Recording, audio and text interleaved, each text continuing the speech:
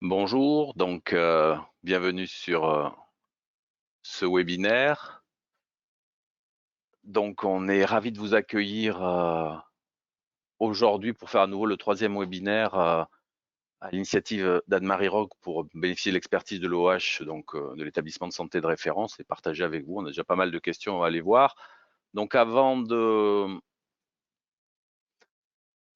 passer à la session de questions-réponses, voilà, comme on a eu beaucoup de questions sur les masques, etc., sur ces philosophies qui échangent ou qui changent souvent, on souhaitait refaire un petit point sur ces éléments, ou faire partager un petit peu ce que on a pu réfléchir et répondre sur le forum, puisque vous ne regardez pas, vous n'avez pas forcément le temps de répondre sur le forum à chaque fois. Donc, qu'est-ce qu'on peut dire de tout ça? On va essayer de passer les diapos.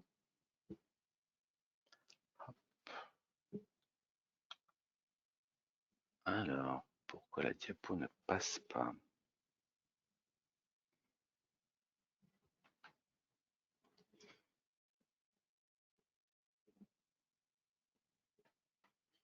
Bon.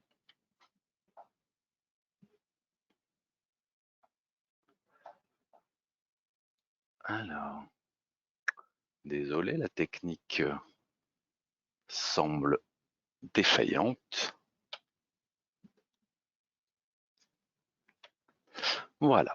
Donc, au point de vue communication, il faut rappeler qu'on a toujours posé la communication gouttelette comme ou la transmission gouttelette comme le principe. Hein, c'est ce que le ministère a prôné, c'est ce qu'on a essayé de relayer aussi vers le grand public. Hein. Mon journal préféré maintenant, le journal des femmes santé, excellente équipe de journalistes. Et donc on rappelle comment le mode gouttelette se présente et les risques associés à ça. Donc on l'a fait dans plein d'endroits différents.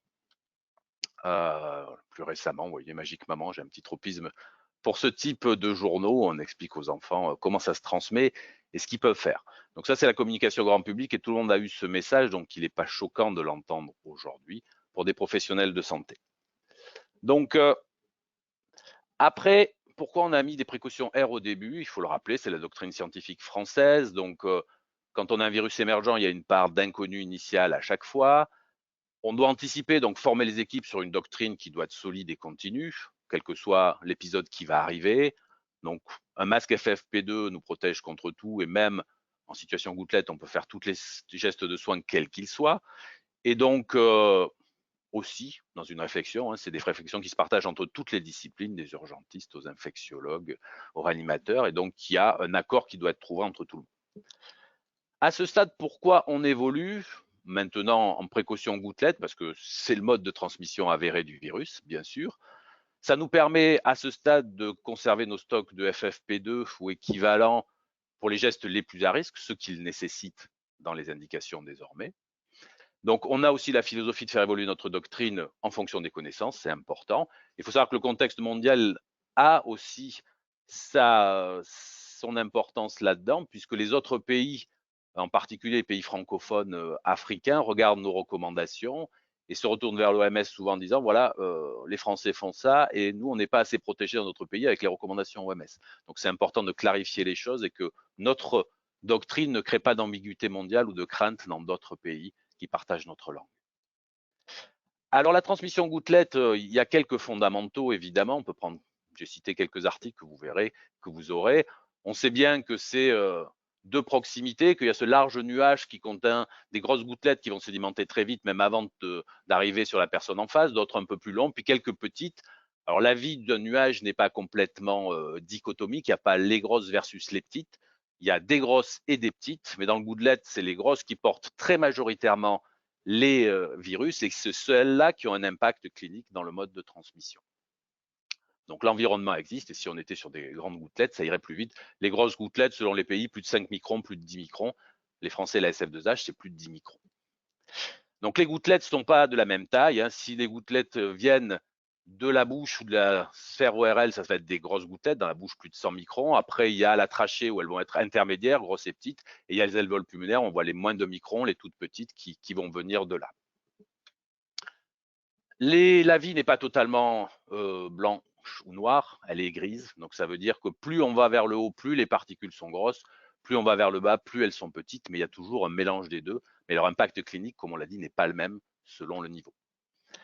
Donc c'est ça les gouttelettes, ça veut dire que quand on tousse ou là on éternue, c'est-à-dire que là on est dans la situation que normalement on ne doit plus voir, on éternue face à quelqu'un directement sans se protéger, on le vise donc, on peut émettre ces grosses gouttelettes, certaines peuvent aller aux distances classiques de 2 mètres, même la SF2H a dit jusqu'à 6 mètres, mais c'est une conséquence exceptionnelle de quelqu'un qui éternue, pas un tousseur ne va pas aussi loin.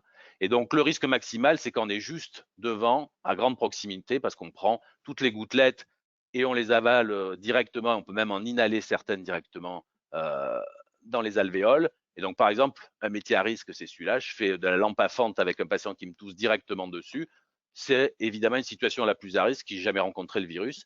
Et par exemple, notre jeune confrère chinois qui avait lancé l'alerte et qui est décédé était un ophtalmologiste. Alors, ce qu'on connaît aussi des gouttelettes et de leur transmission, notre collègue chinois Li Liu est un jeune chercheur assez remarquable. Il est, comme les Chinois, très humble et respectueux, mais il fait des choses fantastiques. C'est son premier modèle. Maintenant, depuis, il a développé un robot qui a des poumons artificiels, mais qui respire comme des vrais poumons. Et là, il a regardé quand on projette des gouttelettes sur un individu où elles arrivent. Et donc là, vous voyez l'impact, c'est le pourcentage de gouttelettes qu'on va pouvoir, disons, qui vont être réceptionnées, donc en fait, par l'individu, qu'on va pouvoir éviter plutôt. Donc en fait, c'est les lèvres qui reçoivent le plus, quoi qu'il arrive, quelle que soit la taille de la gouttelette, de la plus petite à la plus grosse et au-delà. Et après, les yeux sont presque équivalents. Donc, en situation dégradée absolue, dernier stade, où j'ai plus de lunettes de protection, mais j'ai juste des monocles, et que, évidemment, on se retourne vers l'hygiéniste pour dire quel œil je protège en premier, vous serez capable de répondre sur une base scientifique.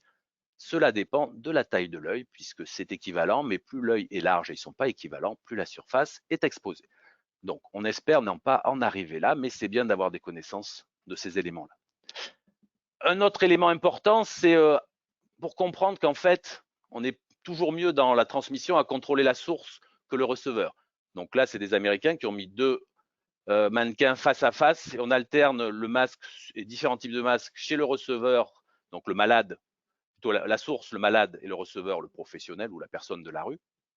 Et on va voir que c'est la source qu'il faut contrôler en premier. Donc là, on a 3 types de pression, pas de traitement d'air, une chambre d'hôpital avec un traitement d'air classique, chambre négative. Là, c'est juste quand je mets le masque à la source, différents types de masques de plus en plus clos, et là, quand je le mets sur le receveur. Donc, on voit que la source est toujours mieux à contrôler. Vous voyez que l'idéal, c'est que je suis dans une chambre à pression négative, et quel que soit le type de masque chirurgical ou un peu plus étanche, je vais être très performant. Donc, au passage, on peut dire qu'une chambre à pression négative n'est pas totalement inutile pour contrôler une part des gouttelettes que de point de vue mécanique. Après, l'impact clinique n'est pas évalué. Et qu'entre les deux, si j'ai plutôt pas de traitement d'air ou ma chambre d'hôpital, il vaut mieux un peu de traitement d'air pour faire sédimenter les gouttelettes. Et ceux qui vous disent qu'il faut couper les traitements d'air n'ont pas raison. Alors, les gestes barrières, on les enseigne, ils sont importants. L'étiquette respiratoire, c'est quelque chose qui a du sens et qui peut arrêter une partie de la transmission. C'est ce qu'on prône à tout le monde. Il y a eu des études, elles sont assez compliquées, mais elles montrent que quand on fait, par exemple, on tousse dans le coude, on n'arrête pas toutes les gouttelettes, mais on détourne évidemment leur projection. Elles vont plus directement chez l'individu, elles vont se répartir différemment et on protège les personnes en face de nous. Le masque, c'est différent. Il y a moins de gouttelettes, moins de particules qui sortent, mais il y en a quelques-unes qui passent au travers du masque. Et on peut assez imaginer dans l'absolu que pour contrôler le geste, je porte, si je suis malade, un masque à usage médical, et en plus, j'additionne un geste barrière comme tousser dans mon creux du bras, parce qu'en plus, c'est la partie qui contrôle très bien la diffusion des petites particules, pour ceux qui craindraient la petite particule. Alors, on a le cas de l'aérosol dans les précautions gouttelettes, qui est la seule indication à porter un masque FFP2. Sur les actes invasifs, donc la SF2H est en train de rédiger une liste. Alors, une liste, c'est intéressant, mais ça ne doit pas vous remplacer complètement votre analyse de terrain avec les équipes, parce qu'il y a des situations qui ne peuvent pas être envisagées et qui sont spécifiques. Donc, vous aurez à faire ça. Des listes, pour le moment, il y en a. Il y a celle des Anglais, ce qui est ressorti récemment. On voit la soin de trachéotomie. On voit, par exemple, la ventilation à haut débit, l'oxygénothérapie à haut débit, par exemple, ou quand on perce une dent avec un système rotatif. C'est une liste, mais c'est des actes qui existent. Vous pouvez aussi vous baser sur les recommandations professionnelles. La SLF, par exemple, vient de faire une très belle analyse en situation de comment intuber un patient. Donc, ça vous permet de réfléchir et de comprendre aux situations sur comment je me protège, mais aussi comment j'évite l'émission au maximum issue du patient. Donc, quand on a cette situation de l'aérosol, on a un équipement de protection respiratoire, il est conforme à la norme NFEN 149, à usage unique chez nous dans l'établissement de santé, mais il peut être réutilisable si on suit les recommandations du fabricant sur comment le désinfecter et jusqu'à quand. Alors, pour bien voir de quoi nous protègent les différents types de masques, j'ai pris juste cette étude qui est assez intéressante et on voit que, vous voyez que ça, c'est le coefficient de protection. Il vaut ce qu'il vaut, mais plus il est grand, mieux il est. Donc, on voit que le 5e percentile, c'est-à-dire les moins protégés, est assez bas et parce que tous les masques n'ont pas la même performance. Mais globalement, j'ai un FFP1, j'ai un coefficient de 20, j'ai un FFP2 de 27, un FFP3 de 27. Donc, c'est à peu près la même chose. J'ai un masque chirurgical, j'ai un coefficient de 1,7. Donc, un masque chirurgical arrête 10 fois moins les particules qu'un FFP1. C'est important à savoir. Et ça sera l'étape post-crise. Si le masque passe le fit test en plus, il additionne un niveau de filtration complémentaire. Mais là, ce n'est plus notre problème aujourd'hui. Donc, qu'est-ce que je fais sur ces voies? J'ai du FFP2, j'en prends. Éventuellement, je prends du FFP3. Et moi, je mettrais ex aequo presque avec le FFP3, le FFP1, parce qu'il est plus agréable à porter. L'auteur disait même qu'on ne devrait plus parler de différentes classes de FFP. Si j'ai que du masque chirurgical, vous comprenez sur cette diapositive précédente que je suis très, très dégradé en protection et que donc, il nous faut garantir des stocks dans ces situations-là. Les FFP2, on peut les réutiliser même si la péremption est atteinte. L'ARS Nouvelle-Aquitaine, lors d'une réunion il y a une dizaine de jours, avait déjà décidé de la chose. Le ministère l'a confirmé sur des critères quasi similaires. Hein, donc, on avait dit vérifier que les attaches soient intègres, puisque c'est la première chose qui se dégrade en cas de mauvaises conditions de stockage, et l'ajustement au visage. Donc là, si vous avez des stocks, n'ayez aucun état d'âme, vous testez quelques masques, et si c'est bon, vous pouvez y aller, évidemment. Donc, les gouttelettes qui sont maintenant la référence de la transmission, donc avec le masque chirurgical. Donc, on va avoir ce masque à usage médical au sens de la norme, qu'on appelle masque chirurgical souvent. La norme, c'est la norme européenne 14483. Ils sont à usage unique. Il faut rappeler qu'entre les deux types de masques, c'est de la filtration bactérienne de staphylocoque, hein, entre le type 2 et le type 1, on est de plus de 95 ou plus de 98%. Donc, personne n'est bien capable de dire quel est l'impact clinique de cette différence. La seule différence pour le R, c'est que je suis capable d'arrêter du sang artificiel sous pression, la pression étant de 16 kPa, et il a été conçu pour les situations de bloc opératoire ou enfin pour toute projection de sang artériel. Donc, le type 1, on le réservait d'habitude aux patients, mais c'est un masque qui a quand même de la valeur. Donc, on peut dire qu'en situation gouttelette, le masque de référence, c'est du 2 ou du 2R, et que le 1 est une alternative tout à fait acceptable. À ce jour, on ne connaît aucun masque de qualité dégradée en tissu lavable, en tout ce que vous voulez, pour lesquels on peut avoir une quelconque efficacité démontrée. On ne s'engagera pas à vous dire qu'on peut faire des choses pareilles. Donc, les situations de soins, les précautions gouttelettes, vous savez, elles ont été portées dès l'entrée de la chambre en LSF2H sur les travaux des Chinois qui, dans l'effort d'éternuement, peuvent aller parfois jusqu'à 6 mètres. C'est une réalité. En situation normale, et quelqu'un qui vous éternue pas à la figure, c'est pas le cas. On est plutôt dans le Covid-19, la proximité immédiate, 1 mètre, 2 mètres, selon les traductions et les différents auteurs. Après, qu'est-ce qu'on peut faire en dégradé quand on n'a plus de masque? On va utiliser le même masque dans une zone au long cours avec des patients de même niveau de risque. Donc, on sait pour les professionnels qu'ils ont des gouttelettes à l'extérieur et qu'il faut qu'ils fassent attention après à la contamination mal portée. Et si je rajoute un niveau dégradé plus, eh ben là, je sais plus que si mes patients sont atteints ou pas, et je porte quand même mon masque entre les deux. L'approche double masque est maintenant prônée au niveau national. Qu'est-ce qu'on peut en dire? C'est que si mon patient porte un masque, je peux arriver, si je ne mets pas mon masque d'entrée dans la chambre et que je suis de proximité, je suis tranquille. Et qu'évidemment, quand j'arrive au contact du patient, si le patient m'a mis son masque, je n'ai pas vérifié. Si le patient l'arrache d'un coup, j'ai une sécurité additionnelle.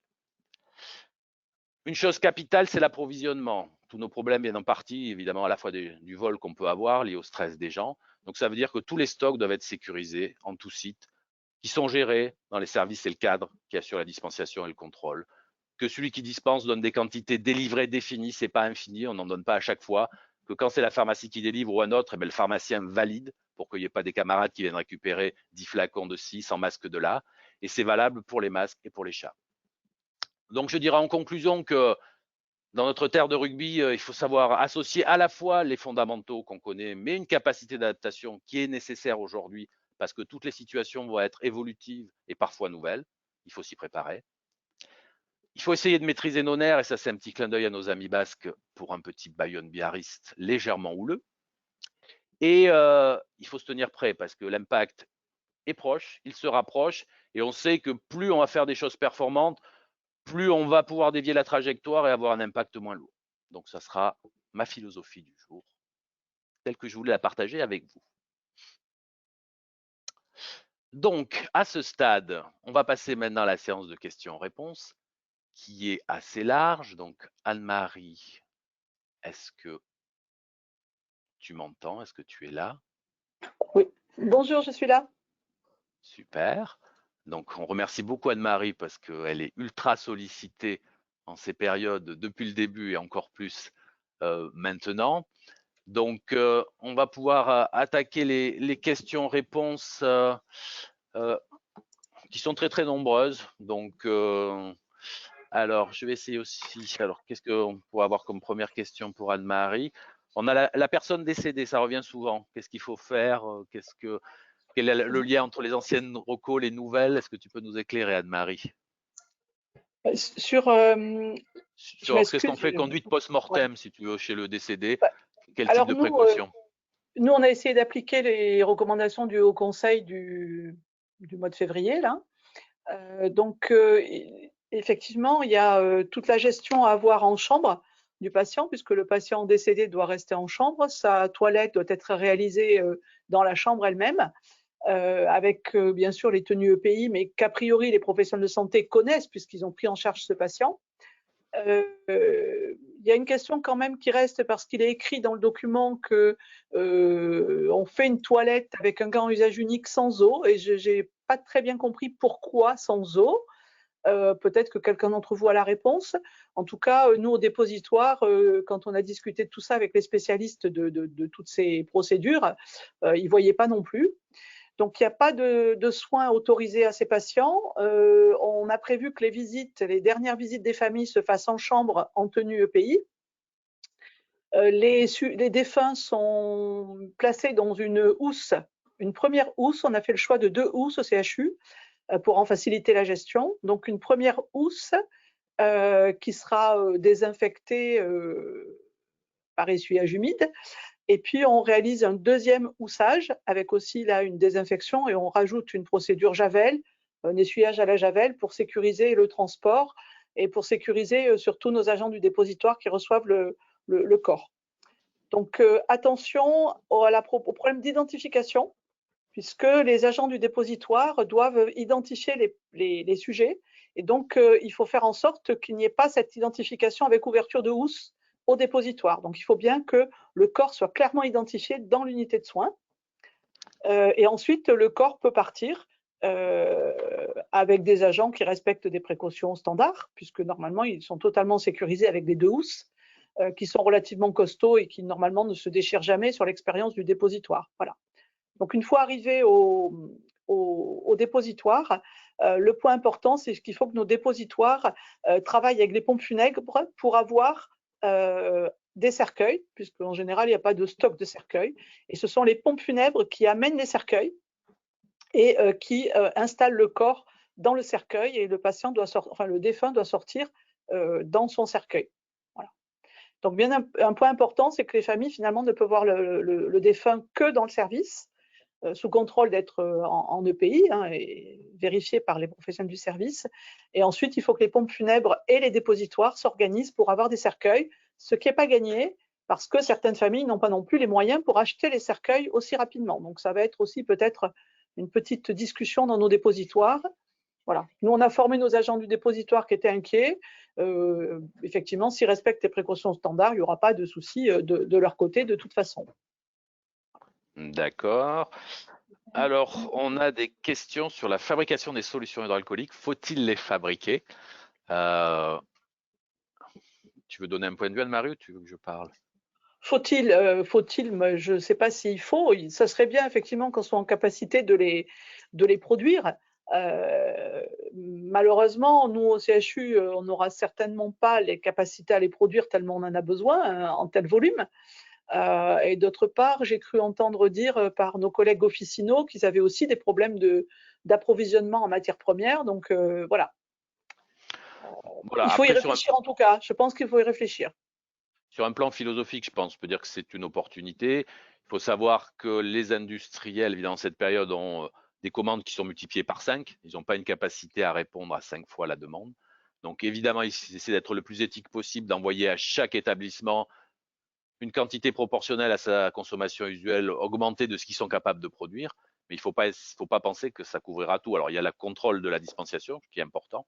Après, produire, ça peut être une possibilité. Donc, il y a tous les outils OMS que Didier Pittet a mis à notre disposition qui sont utilisables. Vous pouvez nous demander les procédures, les protocoles de contrôle si vous les souhaitez. Ils sont disponibles. Il faut savoir qu'aux hôpitaux universitaires de Genève, ils ont lancé la fabrication parce qu'ils étaient en rupture de stock et de flacons, parce qu'ils ont des flacons, eux, à des petits flacons de poche et que la pharmacie des Hugues produit aujourd'hui 1000 flacons de 100 ml par jour, mais ils consacrent des ressources fortes et en Suisse, ils ont plus de ressources qu'en France. Mais comme dit Anne-Marie, je pense que chacun doit considérer la chose et voir s'il en est capable ou pas, s'il fait un stock tampon, s'il peut rien faire. C'est une réflexion qu'il faut avoir dans sa stratégie. Merci. On a d'autres questions là en direct. Donc, vous allez avoir Caroline Bervas et moi-même, Anne Galvenier. On va regarder un peu vos questions. Donc là, on a une question qui est: doit-on interdire les visites des enfants en USLD? Oui, je crois que ça correspond aux recommandations qui sont le mars de ce week-end le précise, quel que soit le service. Hein, donc USLD encore plus. Merci. On a une autre question. Lorsque le patient est intubé, le risque de gouttelette est-il maîtrisé grâce au circuit de ventilation? Je pense que Pierre, avec le topo qu'il nous a présenté, n'a pas évoqué ce point-là. Et je ne sais pas s'il y a des données scientifiques, mais il faut aussi faire confiance aux filtres qu'on installe sur les circuits expiratoires. Et je pense que pour nous, quand on a discuté avec nos réanimateurs, effectivement, les patients qui seront pris en charge et stabilisés en réanimation avec un filtre sur le circuit expiratoire et un système d'aspiration clos, seront particulièrement sécurisés à mon avis. Merci Moi, je suis beaucoup. d'accord Là, avec on a... Anne-Marie. Et regardez la vidéo SRLF, elle est très parlante pour ça si vous avez un service de réanimation. Tout à Je, fait. je pense que les malades de réanimation stable seront des patients qui finalement feront courir moins de risques aux professionnels qu'un patient qui est en train de se dégrader, qui est dans un service lambda. Voilà. Enfin, c'est notre impression pour l'instant. Parfait. Là, on n'a plus de questions en direct, donc surtout n'hésitez pas à poser vos questions en direct, mais on en a reçu aussi par mail. Caroline, je ne sais pas si Oui, tu veux nous alors dire un du petit peu coup, ce en qu'on a reçu fait, comme question. il y avait, oui, pas mal de questions par mail. Et effectivement, vous l'avez évoqué tout à l'heure, le décès. Donc, on nous demande s'il y a des protocoles. Donc, Anne-Marie en a un peu parlé, mais il y a aussi l'avis du Haut Conseil qui est disponible sur la page du REPIAS. Et on avait des questions un peu plus précises sur, par exemple, un décès qui arriverait avec un diagnostic post-mortem. Est-ce que le prélèvement se fait, par exemple, si c'est un établissement de troisième ligne, se fait dans l'établissement de troisième ligne, ou est-ce qu'il y a une réflexion là-dessus? Est-ce que voilà, ça se fait autre part? Je sais pas, moi, ce qu'il en est. Je ne crois pas avoir lu de document en ce sens pour un diagnostic post-mortem. Dans un établissement de troisième ligne, je pense qu'il faut considérer le post-mortem comme le vivant, quelque part. Ouais, d'accord. Que les établissements qui feront des prélèvements pour les vivants pourront aussi en faire pour le post-mortem. Ok. On va vers un élargissement des situations Des de prélèvements. prélèvement et même de diagnostic. Donc, Mm. Donc ça rejoignait pourquoi pas. une question aussi sur le prélèvement. C'est un établissement de troisième ligne qui demandait est-ce que qui demandait si les labos de ville faisaient des prélèvements. Pour l'instant, bah non, ils sont pas voilà, ils n'ont pas été sollicités pour ça, et ce sera élargi d'abord aux établissements de troisième ligne. Donc effectivement, il faut se préparer les établissements de troisième ligne à pouvoir réaliser ce type de prélèvement. Alors hier, à une réunion GHT où Pierre était, un des biologistes de Langon, je crois, a souligné qu'ils avaient reçu des consignes ou des propositions de laboratoires privés qui se mettaient à faire le diagnostic en ville. Donc c'est certainement aussi des choses qu'on va voir arriver assez rapidement, avec la possibilité d'avoir des diagnostics beaucoup plus larges. Voilà. Je ne sais pas si Pierre a retenu ça de la réunion d'hier, mais j'ai cru comprendre qu'il y avait eu des documents qui avaient été ou des laboratoires qui avaient été sollicités en ce sens, Voilà, puis au moins dans la comme il région. semble, moi, j'avais pas vu, mais que le remboursement a été rapidement accordé par la Sécu à un niveau très élevé, enfin 50 euros, autour de 50 euros. C'est une activité qui va pouvoir se développer dans ce type de structure. Alors, il y a aussi encore des questions en ligne. On a bio-nettoyage des locaux. Donc, Alice Roux d'Esquirol, sur un cas confirmé en CH psy. Est-ce quel type de masque pour la gestion du linge et globalement quel type de pays faudrait-il dans ces secteurs-là? Là, il y a un document très bien fait, donc j'ai déjà oublié parce qu'il en sort tellement du Haut Conseil pour l'entretien du linge et de la vaisselle. Pas de la vaisselle, pardon, du linge et des locaux. Il y a en chambre d'hospitalisation, mais aussi en chambre ou à domicile. Et donc, pas plus tard que ce matin, je l'ai récupéré, le texte, pour l'appliquer aux unités pénitentiaires et aux cellules des prisons, puisqu'on couvre aussi ce domaine-là. Et je pense qu'il répondra bien à vos questions, c'est-à-dire qu'il est bien expliqué que pour le linge, il y a pas mal de procédures à ne pas faire pour ne pas provoquer d'aérosols, qu'il faut engager l'entretien du sol et du linge au bout de quelques heures de repos de la pièce, que les personnes qui gèrent le linge soient bien en EPI. Par contre, que dès l'instant où on assure un essuyage humide sans aspirateur, la protection peut être réduite. Et il propose donc un entretien par essuyage humide et une javélisation dans la foulée pour les surfaces. Donc il est très bien fait, très didactique. Il y a aussi comment j'entretiens le linge sur la température, si j'ai un lave-linge ou pas. Voilà. Donc vous trouverez toutes les réponses, je pense, dans ce document. Voilà, on peut rajouter pour la durée, c'est toujours un peu relatif. Déjà, il ne faut pas secouer les draps, mais plus beaucoup de gens font ça, j'espère, aujourd'hui. Des grosses gouttelettes, hein, ça sédimente assez vite. Hein, une gouttelette de plus de 10 microns, qui sont les plus petites des grosses gouttelettes. Elles tombent de 3 mètres en 17 minutes, donc ça ne met pas toute une vie. Et il faut savoir que les très petites, 1 micron, elles restent en suspension tout le temps, tant que l'air ne les fait pas tomber. Donc, s'il n'y a pas de souci. Alors après, on a une question sur Benoît Huc, d'Orthez et de Pau réunis, nous demande la durée de vie du virus dans l'environnement. Donc la durée de vie, les études montrent qu'elles sont longues, hein, de quelques heures jusqu'à 9 jours, il y a souvent 6 jours. Le coronavirus émergent est plus résistant que les virus ou les coronavirus conventionnels humains. Après, c'est difficile parce que la plupart des études testent le matériel génétique du virus et non son caractère revivifiable. Donc, ils ne font pas de culture cellulaire derrière, donc on ne sait pas si le virus est toujours pathogène ou si c'est juste la trace d'un virus mort. Mais globalement, plus le temps dure, moins le risque s'accroît. Mais dans l'environnement, il y a une diffusion assez large. Mais finalement, elle n'a pas trop d'impact parce que nos mesures de précaution ne sont pas basées sur la durée de vie du virus dans l'environnement. Merci. Après, une autre question. Peut-on garder les flacons de SHA pour les remplir ultérieurement? Dans le process, par exemple, des Genevois, hein, il les relave en machine à laver. Après, le risque de contamination est faible. Il faut savoir que dans la formule OMS, il y a du peroxyde d'hydrogène parce que dans les conditions de fabrication de PVD, ils craignent les spores d'environnement. Bon, nous, on les craint assez peu. Si vous achetez un flacon en pharmacie, vous aurez du peroxyde d'hydrogène par rapport à ça. Donc, si on en est à recycler, on recycle. Après, remplir sans rien faire, le risque me paraît pas très important. Merci. Moi, j'avais encore une question sur l'environnement, une question qui revient plusieurs fois par nos collègues. Est-ce qu'on peut utiliser la vapeur pour l'entretien des chambres après le passage d'un cas possible ou confirmé? Pour moi, il n'y a aucun problème. Alors, les recommandations nationales sont basées sur la norme L 14476, qui est la norme virucidie des produits liquides. Donc, forcément, la vapeur ne peut pas la passer. Mais il faut savoir quand même qu'il y a une norme française depuis mars 2019, qui est la norme NFT 72110, qui a été faite exprès pour la vapeur. Donc, la virucidie pour la santé humaine, c'est 4 logs sur 2 virus, adénovirus, norovirus. Donc, si vous avez un produit vapeur qui a passé la norme NFT 72-110, je vais y arriver, en virucidie, je ne vois aucune raison de ne pas l'utiliser. Ok, très bien. Après, on avait une question. Pourquoi tant de précautions pour un virus qui fait moins de morts que la grippe? Après, c'est difficile à dire. C'est vrai qu'en l'impact, déjà, on le verra qu'à la fin, selon les pays, ne sera peut-être pas le même partout, hélas, selon leur capacité. L'inquiétude, enfin, pas s'il y a une inquiétude, disons que la différence de ce virus, c'est qu'il y a beaucoup plus de cas en moyenne, quand même, de cas graves et de cas réanimatoires.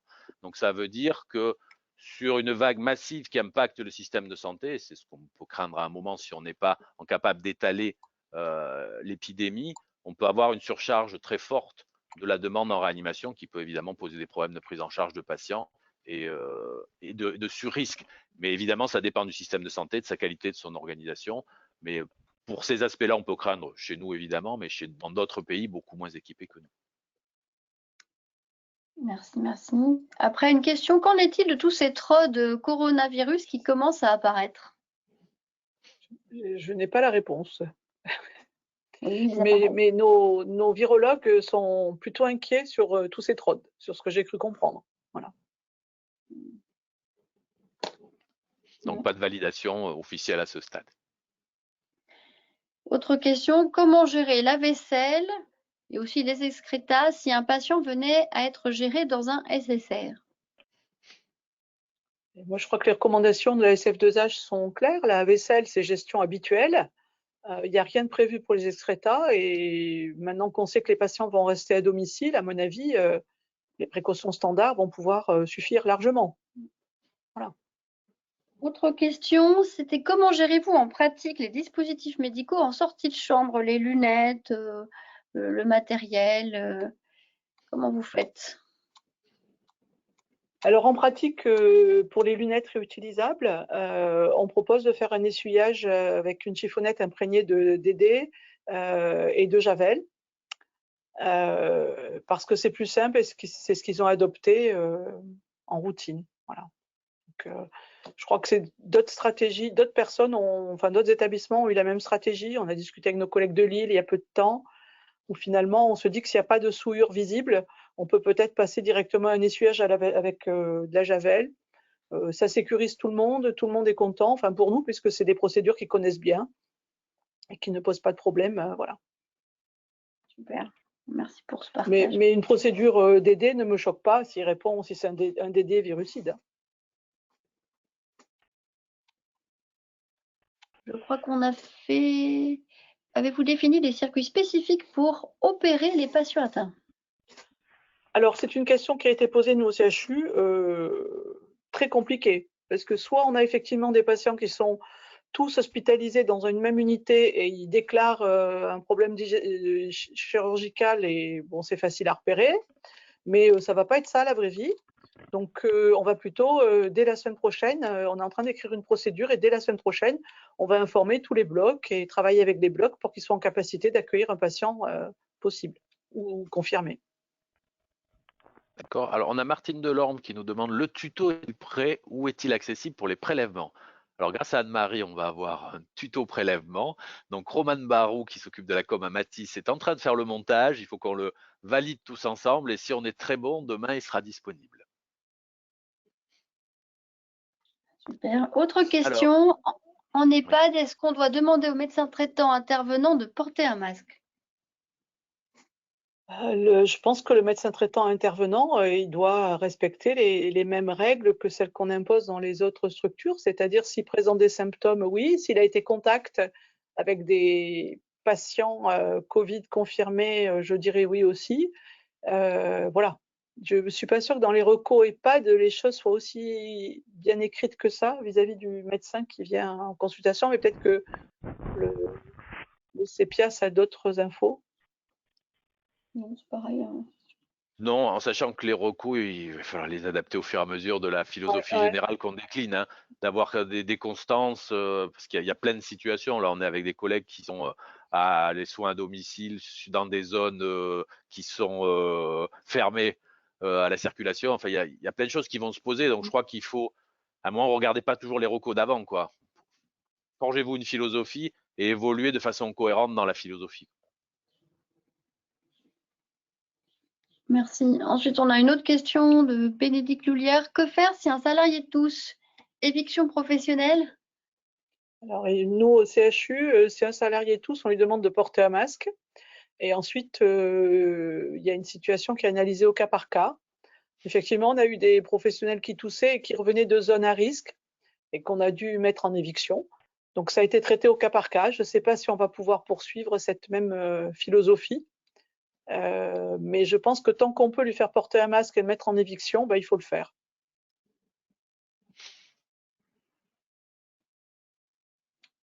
Après, il y a quelqu'un qui demandait les lunettes. Qui entretient et qui nettoie les lunettes? C'est le professionnel qui l'a. C'est le professionnel qui les a portées, oui, à la sortie de la chambre. Parfait.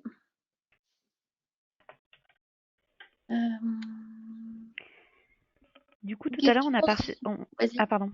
Non, vas-y, Carole.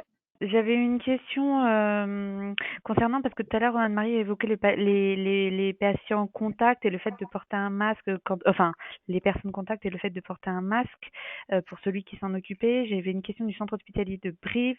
Est-ce que les patients contact hospitaliers à risque faible ou modéré à élevé doivent être-ils mis en précaution complémentaire gouttelette?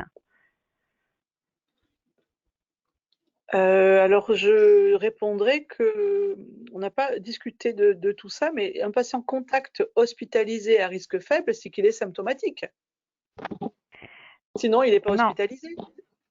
Alors, en fait, c'est dans le cas où il y a eu une découverte chez un médecin, un cas chez un médecin qui a vu des patients et ces patients se retrouvent hospitalisés.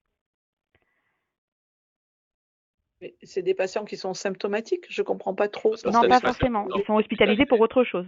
En gros, ils sont toujours hospitalisés et il y a eu des contacts proches entre le médecin et le patient. Moi, je pense que je n'ai pas ce cas et je me dis que je mettrai des patients en chambre seule et que je surveillerai la température, la symptomatologie et je mettrai rapidement en place des précautions gouttelettes s'il devait y avoir des symptômes. Dès qu'il y a des symptômes. Voilà. Ouais, je pense que, comme le souligne bien Anne-Marie, l'évolution qu'il va y avoir naturellement, c'est d'aller vers une doctrine qui était très protectrice, hein, c'est-à-dire on porte en prévision de développer la maladie des masques. C'est bien quand il n'y a pas beaucoup de monde et que ça se passe bien pour la période qui est courte, quelques heures, journée maximum, au moment où le virus se développe dans les voies respiratoires et les symptômes arrivent. Donc maintenant, on ne va plus pouvoir faire ça. Maintenant, on va contrôler si les symptômes arrivent et on mettra en place les choses le plus tôt possible. Portable, non, ça n'existe pas. Ah, d'accord. Alors, il y a une question, savoir si on a besoin d'un produit virucide, est-ce que c'est obligatoirement la Javel? Cécile Debar demande ça. Alors, c'est pas obligatoirement la Javel. Nous, la Javel, on vous la conseille parce que c'est le produit, surtout dans certains endroits, EHPAD ou même ailleurs, hein, c'est un produit simple à utiliser. Javel à 0,5%, vous avez une virucidie complète très rapide. Tout autre produit, vous allez devoir vous poser la question de qu'est-ce que j'appelle virucide. Si vous voulez une virucidie complète selon la norme avec poliovirus qui est résistant, il y a des produits, c'est 1 heure de temps de contact. Si vous voulez réduire ce temps de contact, ça veut dire qu'est-ce que je demande une virucidie limitée à des norovirus ou le plus court possible, c'est se dire le coronavirus est un virus enveloppé, je demande une virucidie sur les virus enveloppés. C'est souvent ce que les industriels disent, on vous conseille la virucidie virus enveloppé. Donc là, c'est le virus de la vaccine dans les normes, mais souvent ils ont testé plutôt l'hépatite ou un virus pseudo-hépatite. Donc voilà, après si vous voulez garder votre produit, vous allez devoir vous adapter à une doctrine et souvent pour avoir un temps de contact raisonnable, vous ne ferez que sur les virus enveloppés, ce qui est une option puisque c'est un virus enveloppé. Si vous avez la Javel, vous êtes large et tranquille. Nous, au CHU, on a maintenu la Javel pour les patients Covid confirmés, dans le sens où on pense que ces patients, quand ils seront hospitalisés en nombre, le seront dans des conditions où il y aura des soins très importants, peut-être avec une contamination importante aussi de l'environnement par les patients eux-mêmes, puisque vous savez qu'ils peuvent en avoir dans les selles, par exemple. Et du coup, c'est une procédure qu'au CHU, finalement, nos professionnels maîtrisent bien avec le Clostridium difficile. Donc, du coup, on a fait le choix de la maintenir parce qu'elle était acceptée pour le Clostridium et il n'y a pas de raison pour qu'avec Covid, on n'arrive pas à la mettre en œuvre. Voilà. Et ça leur parle. Alors, il est clair que si des fois on devait être amené à avoir beaucoup de Covid et qu'on ne puisse pas gérer le temps Javel, à ce moment-là, on reviendrait, on sécuriserait avec un produit virucide. Voilà. après, Anne-Marie souligne bien les selles. Je vois quelqu'un qui dit reçu de Clinis, excréta contaminé jusqu'à 20 jours. La dernière étude du New England qui a, enfin, je crois que c'est dans le JAMA, que les journalistes ont pas mal relayé sur un patient Covid-19+, qui montre une diffusion large du virus dans l'environnement, c'est encore sur l'ARN viral. Il n'y a aucune culture cellulaire a priori. Donc, on a des traces d'excrétion ou de projection de particules virales. On ne sait pas s'il est revivifiable. Donc, il faut toujours faire aussi la part des choses, même si dans la gestion, on a une approche globale. Merci. En question pratico-pratique, si nos patients du SLD ou du SSR ont des symptômes respiratoires, que faire? Transfert, point d'interrogation. Il faut commencer par mettre en place des précautions gouttelettes, contact, et puis essayer d'avoir un diagnostic chez ces patients. Et si effectivement on a beaucoup de patients du SLD ou SSR qui sont dans une même unité, et qui sont avec des mêmes symptômes respiratoires, je mettrai en place ces précautions hivernales systématiques et j'essaierai d'avoir un diagnostic type IRA finalement. Hein. On est dans le même type de gestion pour moi. Complètement.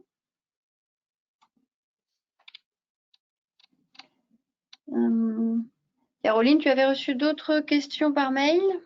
Oui, alors j'avais une question toujours sur les prélèvements sanguins. Y a-t-il une justification à désinfecter les tubes de prélèvement, autres, hein, les prélèvements sanguins autres, donc pas celui nasopharyngé du Covid, mais pour les prélèvements sanguins? Pour moi, ça correspond aux précautions standards. Hein. D'accord. Complètement. Autre question en ligne, y a-t-il un problème avec la surpression d'une salle de bloc si on prend en charge un patient Covid positif? Alors, avant que Pierre réponde, je vais répondre, parce que je suis un peu mal à l'aise avec cette question, parce que pour moi, on voit écrit partout dans les recommandations, y compris des recommandations extrêmement récentes. Je crois qu'il faudrait que la Société française d'hygiène fasse un point très précis. Pour deux raisons. D'abord parce que ce qui est proposé d'arrêter le soufflage, de trouver un système bricolé, pour moi, peut être dangereux parce qu'on ne sait pas toujours comment les systèmes et les installations sont réalisés. Ce n'est pas toujours des installations qui sont sur une seule CTA, par exemple. Donc, ça me paraît complexe. D'autre part, on insiste pour dire que ces gouttelettes, dans les blocs opératoires, une fois qu'on a intubé, extubé le malade, finalement, l'air a peut-être pose plus beaucoup de problèmes pour moi. Donc, moi, j'aurais tendance à laisser quand même des précautions gouttelettes et contact dans les blocs, à demander à ne pas ouvrir les portes de façon intempestive, bien sûr, à limiter le nombre de personnes et à réfléchir peut-être au mieux à protéger les personnes qui seraient dans le secteur à côté. Parce que mettre en dépression une salle pour une chirurgie orthopédique, je ne sais pas si on ne fait pas courir un risque aux patients. Donc, c'est une question que je vais faire remonter à nos collègues de l'SF2H sur une liste de discussion. Et j'espère qu'on aura une attitude un peu plus réfléchie. Voilà. Si dès l'instant où on parle de précaution gouttelette, on doit peut-être réduire cette mesure. Mais ce n'est peut-être pas l'avis de Pierre, je ne sais pas. Si, moi, de ce que j'ai lu, mais alors après, la mécanique des fluides, c'est complexe. Hein, c'est que des fluides, c'est pas des bactéries ni des virus. Moi, je couperais pas. Je pense que dans une pièce sans ventilation, la concentration en bactéries en particules est bien supérieure que quand il y a une forme de ventilation. Oui. Alors, on n'a plus de questions en ligne. Donc, Caroline, si tu en as il en reste un petit peu, il me Alors, semble. vas-y. Il y a l'excellent Benoît Hugues qui nous dit à quand la phase 3 et quel impact sur la prise en charge. On n'a pas de boule de cristal, mais je pense que la phase 3, on nous demande tellement de nous y préparer depuis 2 semaines. Je pense que ça devrait arriver sans trop tarder. Je ne sais pas, dans l'équipe, je dis peut-être que d'ici la fin de la semaine prochaine, on sera en phase 3, je ne sais pas. Je me trompe peut-être, je le souhaite en tout cas. Ce que ça va changer, c'est qu'il n'y aura plus de repérage des patients et que finalement, on va être face à la possibilité de prendre en charge des Covid. Et je crois que ça doit inciter les équipes d'hygiène à travailler avec l'ensemble des professionnels pour leur rappeler les règles d'hygiène, précaution gouttelette, standard, contact, parce que personne n'est à l'abri d'avoir un Covid dans les lits. soit de découverte inopinée, soit hospitalisés, parce qu'il n'y aura plus de sélection et de direction directement ces patients ne seront plus nécessairement dirigés vers les établissements de première ligne. Donc, il faut qu'on s'y prépare et qu'on prépare toutes nos équipes. L'objectif étant bien à ce moment-là, pour moi, de protéger les patients, les résidents, et de protéger les professionnels de santé à ce stade-là. Merci. On a Christine Serrault qui nous dit, pour les ambulances privées, SAMU, pompiers, combien de temps avant un nouveau transfert ou utilisation de l'ambulance? Le temps de l'entretien et de l'aération. On ouvre toutes les portes, on fait le ménage et puis on peut repartir. 100% d'accord. La gouttelette, ça tombe. Alors, on a, je ne sais plus si on l'a traité, c'est là les précautions pour les soignants HAD qui seront nécessaires pour les patients diagnostiqués Covid à leur domicile. Pour moi, c'est les mêmes que celles des hospitalisations. Il n'y a pas de raison de faire différent. Donc, précaution contact et gouttelettes. A priori, peu de besoin de masques FFP2 dans ce contexte, puisqu'il n'y aura pas trop de procédures avec aérosolisation normalement dans ce contexte. On a une question sur les recommandations du Haut Conseil vis-à-vis de l'entretien des locaux. Ces recommandations continuent à préconiser le masque FFP2. Je sais pas. C'était la version précédente. Après, je vois, je crois. On est dans de l'évolution, hein, donc ça n'a pas de cohérence. Enfin, ça n'a pas de cohérence aujourd'hui. On peut arriver avec du masque chirurgical de la même manière. On sera protégé effectivement. Tu veux que je mette ça? Qu'est-ce que ça veut dire? Alors moi j'avais juste une précision qui était demandée par Frédéric Boyer à Bergognier sur l'avis SF2H là, du 4 mars sur les masques. Quand on dit qu'un personnel de santé en contact avec une personne présentant des signes d'infection respiratoire et en l'absence d'alternative sur la sphère respiratoire porte un masque chirurgical en face à face soignant-soigné, cette recommandation elle est pour les cas possible ou confirmé Covid. On n'est pas sur les autres.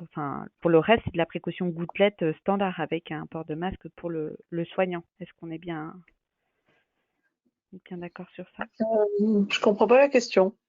En fait, dans l'avis SF2H, il y a marqué que tout personnel de santé en contact avec une personne présentant des signes d'infection respiratoire porte un masque chirurgical en face à face, soignant-soigné.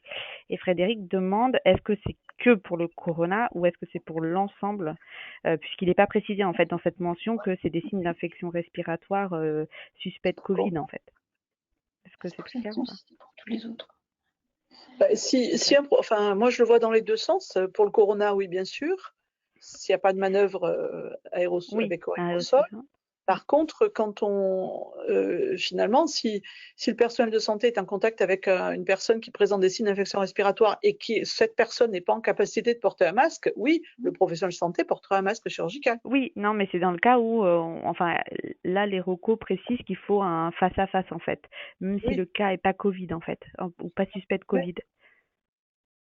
Non, quand même pas pour tout. Je comprends pas la question. Je crois que, si je comprends bien, la question de Frédéric, ça serait que, en fonction de la phrase des recommandations, dirait que on a quelqu'un qui arrive, par exemple, pour une suspicion de grippe, on continuerait à faire ce type de... Voilà, du face-à-face. Masque pour le soignant et masque pour le soigné. Moi, je dirais non. C'est juste pour le Covid. Ah oui, les deux. La double protection, c'est pour le Covid, oui. Oui, voilà, on est bien d'accord. Voilà, c'était ça juste. Pour COVID, que si on l'a éliminé, effectivement, cette mention n'est pas forcément visible dans les recommandations. Est-ce que vous avez d'autres questions? Autrement, j'en ai quelques autres. Alors, voyons voir. On n'a presque plus rien sur l'écran, en tout cas. Non, je vois pas de nouvelles questions. Vas-y, si tu en as d'autres, Caroline. Alors moi, j'avais une question du centre hospitalier de Dax, mais je pense que je vais pouvoir y répondre. Est-il toujours recommandé de faire porter des gants systématiquement dès l'entrée dans la chambre? Alors, en fait, le port des gants dès l'entrée dans la chambre, il n'a jamais été recommandé, en tout cas au niveau SF2H. Après, effectivement, on avait parlé du protocole du CHU de Bordeaux, qui eux avaient adopté cela dans un cas bien particulier. Voilà, donc le port de gants systématique dès l'entrée de la chambre, il n'est pas recommandé. Après, qu'est-ce que je voulais dire autre chose? Oui, on m'a parlé aussi, j'ai eu beaucoup de questions sur le protocole du CHU de Bordeaux et beaucoup de demandes d'envoi du protocole. Et c'est vrai que la dernière fois, on vous avait dit qu'on vous l'envoyait. Et en fait, on vous l'a pas envoyé parce qu'on préfère que enfin, voilà, on préfère que ça soit fait au cas par cas avec vous parce que le protocole du CHU de Bordeaux, faut pas l'oublier, c'est un protocole 2SR. C'est un protocole d'établissement première ligne et qui n'est pas adapté aux établissements de deuxième ligne et encore moins aux établissements de troisième ligne. Donc, je pense que voilà, il faut pas aller forcément dans les mesures qu'adopte le CHU de Bordeaux. Et voilà, après, on peut avoir des indications et réfléchir tous ensemble, mais l'idée c'était que voilà, vous établissement où il fallait pas que vous vous compliquiez avec des choses que eux, le SR, pouvait appuyer parce qu'ils avaient des gens formés, etc. et le matériel adapté. Et alors, si je peux compléter, Caroline, effectivement, notre protocole, et je l'avais déjà dit, notre protocole était un protocole qui était avec des gants, puisque c'était des professionnels du SMID, de service maladies infectieuses et de réanimation médicale, qui étaient formés au REB et qui étaient habitués à fonctionner avec des gants. Depuis la semaine dernière, maintenant qu'on sait qu'on va passer à une phase où tout service est susceptible d'avoir un Covid à un moment donné, eh bien, nous sommes repartis sur une procédure plus simple, celle qui est proposée par la SF2H, parce que, bien évidemment, qu'on n'a pas du tout envie de mettre des gants en rentrant dans la chambre dans tous les services susceptibles de mal les gérer par la suite. Donc, on est revenu à ce que la SF2H, l'habillage, la protection proposée par la SF2H, avec un port de gants uniquement s'il y a un risque prévu avec les liquides biologiques. Et d'autre part, notre protocole, effectivement, intègre des circuits, intègre des dispositions qui sont propres à notre organisation, voire même des termes. Alors, je m'explique, par exemple, on a au CHU fait le choix de parler de masque de soins, de masque chirurgical anti-projection. Les deux ont exactement la même protection, mais tout simplement, il y en a un qui est à élastique et l'autre qui est à lanière, et donc on prévoit les élastiques pour des professionnels ou des patients qui ont moins l'habitude de porter les masques chirurgicaux. Et ces terminologies, on les a adoptées non pas parce que c'était des terminologies nationales, mais tout simplement parce que c'était les terminologies qu'on peut retrouver quand on commande des masques au CHU dans les libellés de commande. Voilà. Donc c'est vrai que quand on relit les documents, on se rend compte qu'il peut y avoir des problèmes de compréhension de votre part. Alors c'est pas qu'on ne veuille pas les diffuser, entre guillemets, mais je pense qu'ils sont adaptés. Et donc nous, on les adapte sur notre portail. Et les seules qui soient en vigueur, c'est celles qui sont sur le portail. Ce n'est pas celle qui date du mois de janvier, qui était une procédure REB renforcée de niveau 1. Voilà. Ok, merci Anne-Marie. Oui, d'ailleurs, il y avait une question, on l'a posée en ligne sur le protocole montré par le CHU lors du dernier webinaire. Il était mentionné que le système d'aspiration devait être portable. Qu'est-ce que c'est ce système? Je ne crois pas qu'on ait écrit système d'aspiration portable. C'est effectivement, on préconise pour les systèmes d'aspiration de mettre un système d'aspiration clos. Oui, clos, voilà. Mais pas portable. Je ne crois pas que ce soit le cas. Pierre, on t'entend pas.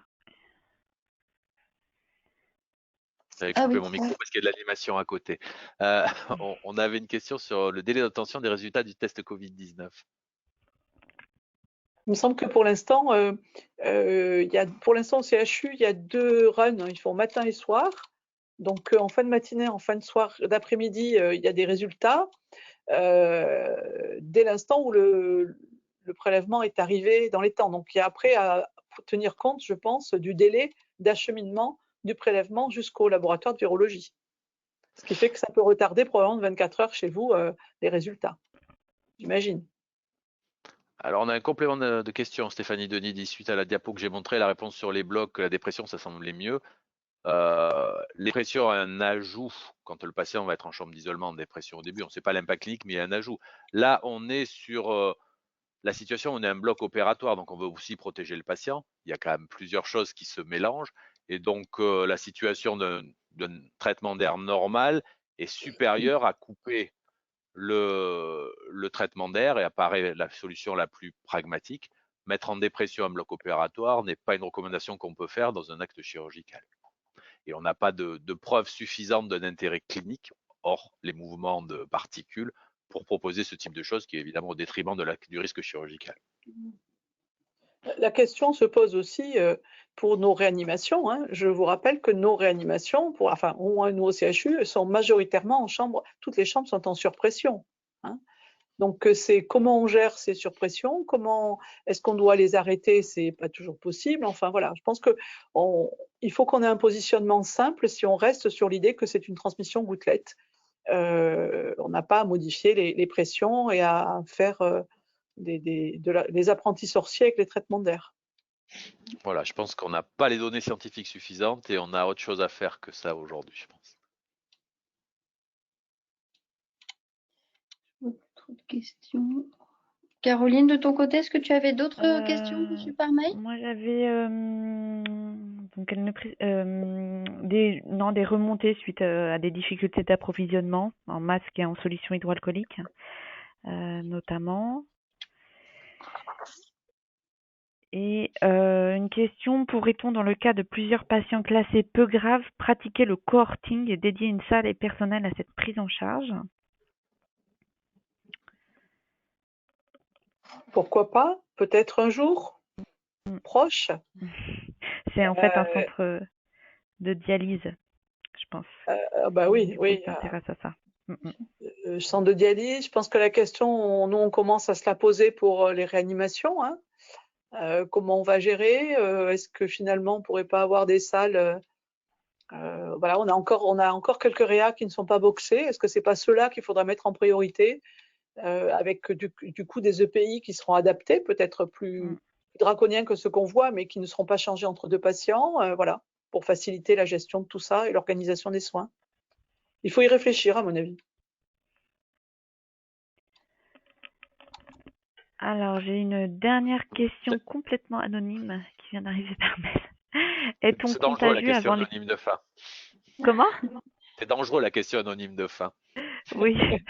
Est-on contagieux avant les premiers symptômes? Deux points d'interrogation, la veille, point d'interrogation. Bah, c'est ce qu'on a évoqué, là, on ne peut pas dire précisément. On sait que le virus, à un moment donné, monte en multiplication sur 24 heures. Donc, il y a un moment donné où la personne perçoit ou pas le début des symptômes et a une contagion. Mais je crois que c'est pas la phase la plus importante du risque et de la transmission. C'est probablement une phase très importante pour la communauté et la diffusion en communauté. Après, à l'hôpital, avec les précautions que l'on prend, on doit quand même pouvoir avoir, si on respecte les précautions contact et les précautions standards, on doit pouvoir couvrir ce risque.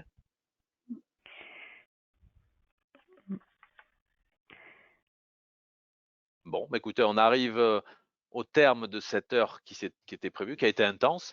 Donc, merci à tous ceux nombreux qui ont été là. On va vous faire passer le lien vers l'enregistrement à vous et puis à tous les autres si vous voulez le partager. On remercie encore beaucoup Anne-Marie d'avoir consacré son temps et son énergie à répondre à l'ensemble de vos questions. Et puis, il y aura sûrement un autre rendez-vous. Donc, bonne préparation à tous et puis on reste en contact évidemment pour évoluer et échanger au fil de l'épisode. Bonne fin de journée à tous. Au revoir. Au revoir.